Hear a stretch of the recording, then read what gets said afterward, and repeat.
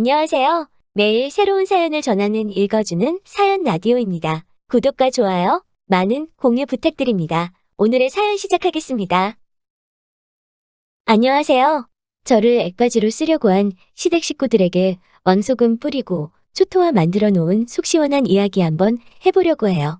가까운 사람들한테는 쪽팔려서 차마 못했지만 익명이니까 한번 얘기해도 되겠죠? 저는 결혼한 지 1년 된 새댁이에요. 얼마 전까지도 저는 제가 현대판 신데렐라라고 생각했어요. 제가 어렸을 때 어머니는 돌아가시고 아버지는 저를 홀로 키우시다가 제가 고등학생이 되었을 때 재혼하셨지요. 새어머니는 좋은 분이세요. 새어머니 덕분에 아버지에 대한 걱정을 덜 수 있었고 하마터면 포기할 뻔한 대학교에도 갈 수 있었죠. 대학교에서 간호학을 공부하고 저는 졸업 후 병원에 취직했지요. 제가 일하는 병원에는 의사분이 3분 계셨는데 김 선생님과 이 선생님은 이미 결혼한 사람들이었고 박 선생님만 아직 미혼이었지요. 호감가는 얼굴에 자상한 성격을 가진 박 선생님은 환자들한테도 간호사들한테도 인기가 많았어요. 그렇게 병원에서 일을 한 지 3개월쯤 됐을 무렵 새어머니에게 다급한 전화가 왔어요. 아버지가 쓰러지셔서 지금 응급실에 계시다는 거였죠. 저는 순간 너무 당황해서 박 선생님한테 달려가 밑도 끝도 없이 도와달라고 했던 것 같아요. 얼마나 놀랬었는지 지금도 그날의 기억이 선명하지 않으네요. 다행히 박 선생님은 저희 다급한 마음을 이해해 주셨는지 주변에 아는 의사 선생님들에게 연락을 해서 저희 아버지가 시기적절하게 치료받을 수 있도록 도와주셨지요. 그 일을 계기로 저와 박 선생님은 빠르게 가까워졌어요. 그렇게 본격적으로 만나게 된 지 3개월쯤 됐을 무렵 박 선생님이 저에게 청혼을 해왔어요. 저도 박 선생님과 결혼하고 싶었지만 마음에 걸리는 일이 있었지요. 그건 바로 집안 차이였어요. 저는 재혼 가정에서 자란 평범한 여자일 뿐이지만 박 선생님은 병원장의 아들이었으니 누가 봐도 제가 많이 처지는 상황이었죠. 옛말에 원래 비슷한 사람끼리 결혼해야 잘 산다고 하잖아요. 양가 부모님이 만나신 날 저희 새어머니가 저에게 기죽지 말라고 하시면서 먼저 솔직하게 말씀하시더라고요. 애들 혼수랑 예물은 어떻게 하시고 싶으시냐면서 우리는 사실 그렇게 다 해줄 능력이 안 된다고요. 그러자 시어머니 되실 분께서 이렇게 순수하고 맑은 영을 가진 따님을 우리에게 보내주시는데 저희는 그런 건 개의치 않는다고 말씀해 주시더라고요. 그래서 저는 정말 몸만 시집가게 된 거예요. 신데렐라가 따로 없었지요. 다만 시어머니가 몸이 매우 약하셨기 때문에 저희에게 당분간은 합가를 하면 어떻겠냐고 말씀하시더라고요. 일하시는 아주머니도 따로 계셨기 때문에 딱히 걱정할 이유를 찾을 수가 없었지요. 신혼여행에서 돌아온 날 남편은 고단했는지 불도 안 끄고 잠에 들었더라고요. 저도 잠을 자려고 전기 스위치를 끄려는데 스위치가 작동을 안 하더라고요. 불이 꺼지지가 않았어요. 고장이 났나 싶어서 이리저리 살펴보다 안 되겠어서 거실로 나갔지요. 그때 시간이 이미 밤 11시 반이고 거실에는 당연히 아무도 없었는데 거실도 불이 환하게 켜져 있더라고요. 저는 남편을 깨우니 남편이 투덜거리면서 일어나더라고요. 저는 자기야, 거실이고 방이고 전기 스위치가 안 되는 건지 불이 안 꺼져. 그러자 남편이 일부러 이 집은 불이 안 꺼지게 해놓았다는 거예요. 식구들이 모두 어두운 것을 싫어해서 그렇다면서요. 그래서 제가 그런 밤에 잠은 어떻게 자냐고 묻자 잠깐 기다리라더니 서랍에서 안대를 하나 꺼내주더라고요. 좀 어이가 없긴 했지만 일단은 너무 피곤하기도 해서 그러려니 하고 잤어요.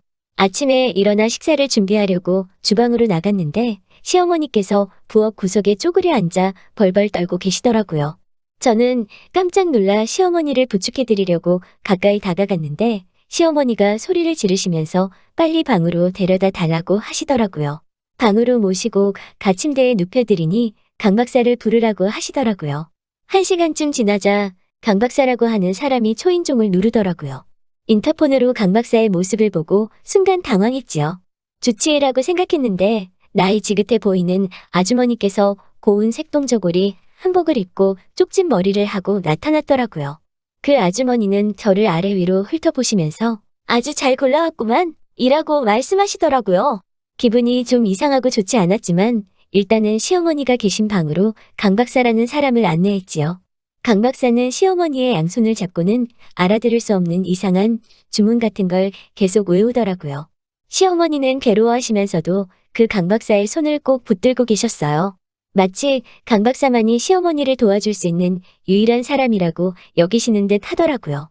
이후로도 시어머니는 몸이 안 좋거나 힘이 드실 때면 늘 강 박사를 찾으시더라고요. 몇 달이 지나고 돌아가신 친정어머니 제사를 지내기 위해 친정을 가려고 하는데 시어머니가 또 갑자기 앓는 소리를 내시면서 쓰러지시더라고요.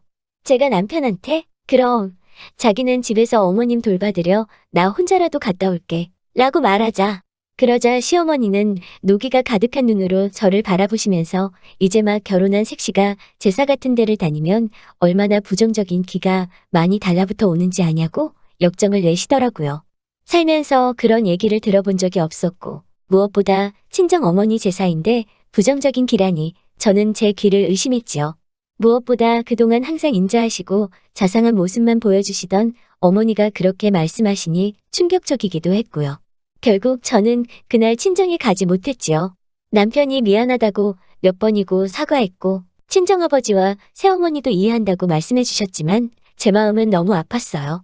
그날 이후로 어머니는 점점 더 제가 무엇을 하는지 누구를 만나는지에 촉각을 곤두세우시고 예민하게 반응하시기 시작하셨어요. 누구를 만나느냐, 어디를 가느냐 물으시면서 부정탄다는 말을 곧잘 하시더라고요. 그런 날 중 어느 날 저녁 식사 후 온 가족이 거실에 모여 과일을 먹으며 TV를 보고 있었는데 갑자기 시어머니가 손을 덜덜 떠시며 거실 한쪽 구석을 가리키시더라고요. 제가 시어머니가 왜 이러시지라고 생각을 하는 순간 어머니가 과일 그릇을 엎어버리시고는 귀를 막고 부들부들 떨고 계시더라고요. 놀란 시아버지와 남편이 시어머니를 방으로 모시곤 바로 강 박사에게 연락하셨어요. 저는 다들 제정신이냐며 병원으로 모시자 하니까 시어머니께서 아니라며 다 소용없다며 흐느껴 오시기 시작하시더라고요. 곧이어 강 박사가 집에 도착했어요. 저는 이럴 때가 아니라고 병원으로 모셔야 한다고 재차 이야기했지요.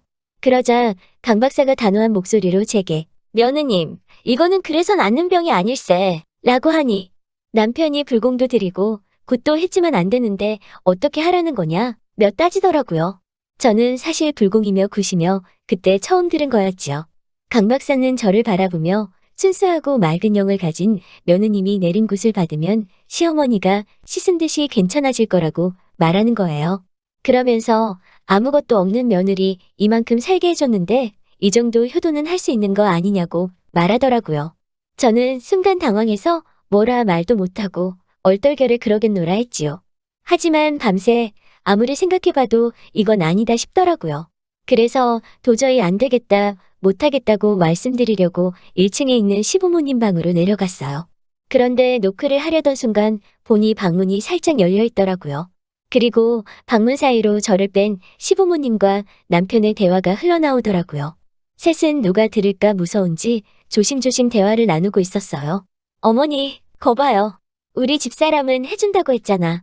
병원에서도 사람이 얼마나 착하고 물렀는지 내가 제대로 골라왔죠? 그러자 시어머니는 그러게 애가 같아부터 따지지도 않네.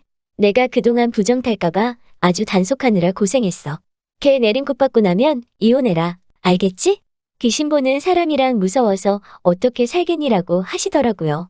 등골이 오싹하고 소름이 끼쳐 전부 다 정확히 기억나지는 않지만 듣자 하니 시어머니는 자신기 귀신을 본다고 믿으시는 것 같더라고요. 그리고 그 귀신들을 안 보려면 대신 귀신 볼 사람을 찾아와야 하는데 그게 바로 저였던 거죠. 말 그대로 저를 액바지로 쓰시려고 남편과 결혼시키신 거였죠.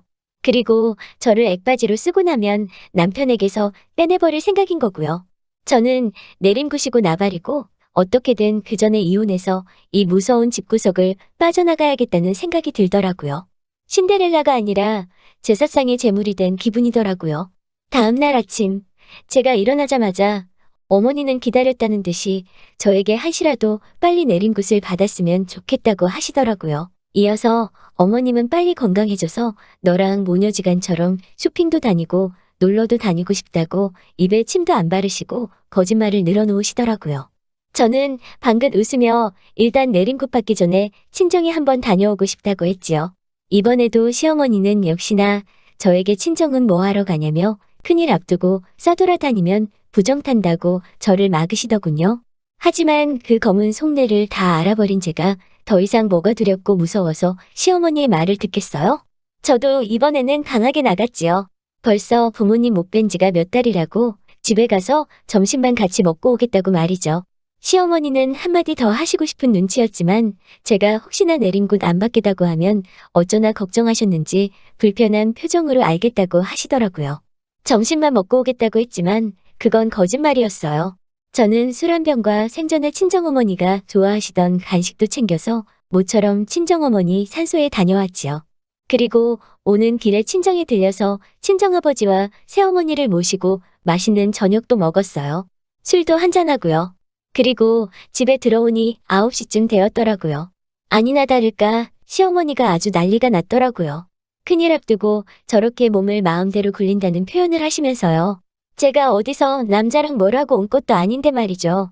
저는 어머님, 말 조심하세요. 저 피곤해서 먼저 들어갈게요. 라고 말하고는 방에 들어왔어요. 남편도 똥 마려운 강아지 마냥 제 앞에서 안절부절하더라고요. 뭐라고 한마디 했다가 역풍 불러올까? 조심하는 눈치랄까? 어이가 없더라고요. 다음날 아침 어디서 구해왔는지 모를 한복 한 벌을 시어머니가 챙겨주시면서 갈아입으라고 하시더라고요. 오늘은 내림굿을 받으러 가자면서 말이죠. 저는 이제서야 생각났다는 듯이 시어머니께 어제 저 돌아가신 친정어머니한테 다녀왔어요 하고 말했죠. 그러자 시어머니가 경기하듯 너는 내가 그렇게 몸조심하라고 부정 탄다고 경고를 했는데 기어이 재수없게 거길 다녀왔냐? 며칠을 떠시더라고요. 더 이상 이런 말 같지도 않은 소리를 들어줄 수가 없어서 저는 부엌으로 뛰어가 올해 김장할 때 쓰고 남은 굵은 소금을 양푼에 한 바가지 퍼왔어요. 그리고는 입고 있던 가디건 주머니에 팥도 한 주먹 담아왔지요. 거실 한복판에서 저를 향해 연신 손가락질하며 뭐라 떠드는 시어머니 면전에다가 소금을 그냥 후드려 갈겨버렸어요. 소금을 뿌리며 귀신아 저리 물러거라 라고 동네가 떠나가라 소리 지르며 말이죠. 그러자 남편이 제 뺨이라도 때릴 기세더라고요. 무서운 표정으로 다가오는 남편한테는 팥을 던지며 잡기야 떨어져라 라고 연신 소리를 질렀지요. 남편과 시어머니는 저를 무슨 미친년 보듯이 쳐다보더라고요. 이 상황이 저는 너무 재밌는 거예요. 처음부터 나를 무슨 제물로 점찍고 그동안 언제 제사상에 올릴까 생각했다는 그 사실이 너무 괘씸했지만 이렇게 내 손으로 소금 뿌리고 팥 뿌리고 하니까 신나더라고요. 제가 갑자기 정신이 돌아오년 마냥 시어머니 팔짱을 끼고 어머니 제가 앞으로 효도할게요 라고 하자 시어머니가 몸을 바들바들 떠시더라고요. 저는 아무것도 모르겠다는 표정으로 남편에게 집안 꼴이 이게 뭐야? 이게 다 뭐야? 라고 하며 집안을 둘러봤지요. 그 두 사람은 정말로 귀신이라도 본 것 마냥 허겁지겁 헐레벌떡 현관 밖으로 나갔거든요. 그러더니 지금 이틀째인데 집에 안 들어오고 있어요. 너무 웃기죠? 혼자 집에 있으니까 너무 편하고 좋네요. 일단은 이제 사기 결혼으로 이혼 소송하려고요. 힘든 싸움이 될 수도 있겠지만 꼭 이겨서 위자료 왕창 받고 평범하지만 마음 편한 제 친정으로 돌아가고 싶네요. 들어주셔서 감사합니다. 긴 이야기 들어주셔서 감사합니다. 오늘의 사연은 여기까지입니다. 구독과 좋아요, 알람 설정해주시면 앞으로 더 좋은 사연으로 찾아오겠습니다. 감사합니다.